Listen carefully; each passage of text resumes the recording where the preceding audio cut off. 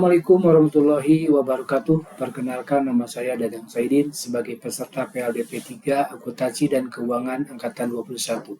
Saat ini saya menjabat sebagai Asisten Tata Usaha PT Perkebunan Nusantara 1 Regional 2 Kebun Malabar. Saya akan menampilkan video asesmen modul manajemen bisnis yang terdiri dari Basic Principle Management, yang kedua Sistem Perencanaan dan Pengendalian Manajemen, yang ketiga, Basic Decision Making and Problem Solving. Sekilas tentang perkebunan.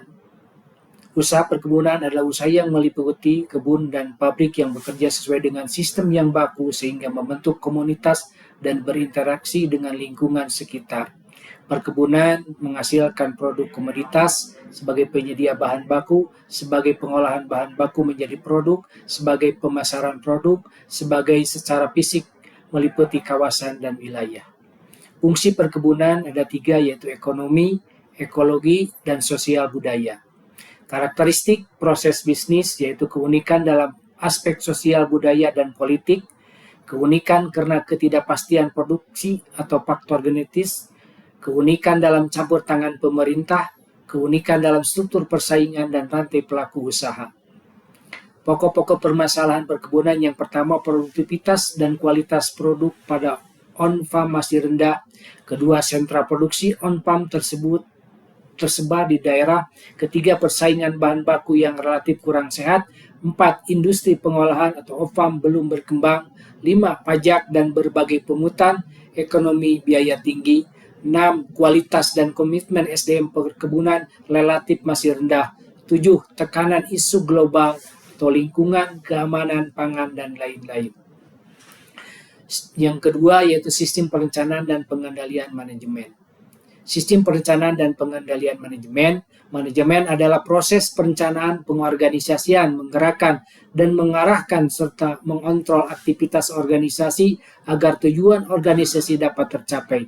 Perencanaan diartikan sebagai suatu proses pemilihan dan menghubung-hubungkan fakta serta menggunakannya untuk menyusun asumsi-asumsi yang diduga bakal dapat terjadi di masa yang akan datang untuk kemudian merumuskan kegiatan-kegiatan yang diusulkan demi tercapainya tujuan-tujuan yang diharapkan. Elemen pengendalian manajemen yang pertama, lingkungan pengendalian. 2, penaksiran risiko. Ketiga, aktivitas pengendalian. Yang keempat, informasi dan komunikasi. Kelima, pemantauan. Aspek perencanaan dan perusahaan. Perencanaan ditujukan untuk dapat menjawab pertanyaan berikut. 1. Apa?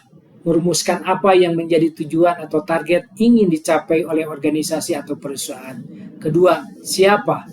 Merumuskan personel yang bertanggung jawab atas pencapaian target dan sasaran organisasi. Yang ketiga, kapan? Merumuskan jangka waktu atau kapan kegiatan atau program harus dilaksanakan. Keempat, bagaimana? Merumuskan strategi atau cara dengan prosedur. Bagaimana kegiatan itu dilaksanakan dengan cara yang efektif dan efisien. Yang keenam, mengapa? Merumuskan alasan-alasan yang membelakangi mengapa kegiatan atau program itu dilaksanakan atau untuk apa kegiatan itu dilaksanakan. Yang ketiga yaitu basic problem solving dan decision making. Decision making suatu proses memilih alternatif terbaik dari serangkaian alternatif keputusan untuk mencapai hasil yang diinginkan.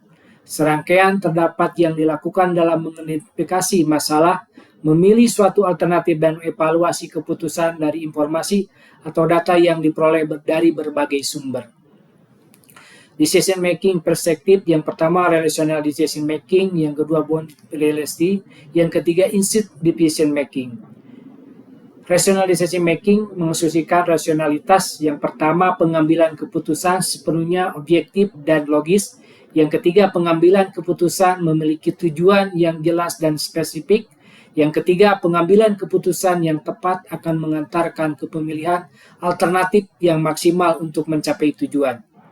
Itulah yang di video yang saya sampaikan mengenai modul manajemen bisnis. Terima kasih. Wassalamualaikum warahmatullahi wabarakatuh.